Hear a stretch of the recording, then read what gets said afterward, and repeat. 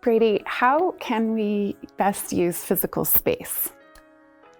I think that's a great question. It's interesting too, because sometimes I get the concern immediately. It's like, oh, we're talking about interior design. Oh, we're thinking about colors and palettes, and we are.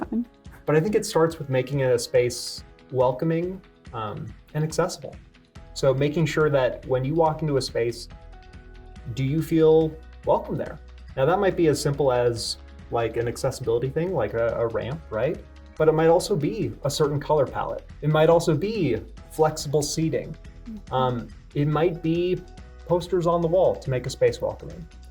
Beyond that though, we want to think about how we're using the space for a specific purpose.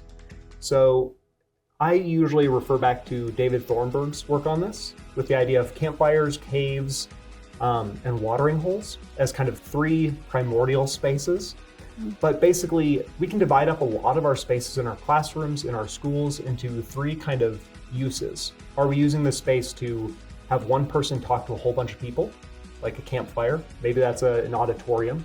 Are we having a space where students can talk to other students, where it's this watering hole where they're meeting up and discussing, whether it's a lunchroom or maybe a library with a whole bunch of round tables? Or is it a cave? Is it a space where they can go to have a little bit of kind of one-on-one time? Is it like a reading corner or maybe a bench kind of by itself out on the playground, right? So making sure that we're building these spaces not only to be welcoming and accessible, but also for a specific purpose. If you walk into a room and it is just a room and there's seats in a row, that's only going to serve one purpose. And if we want our classrooms to be like a discussion-based one, why would we have them in seats in rows, right? So really designing and thinking about what is the purpose of this space. Just that intention behind it makes a big difference.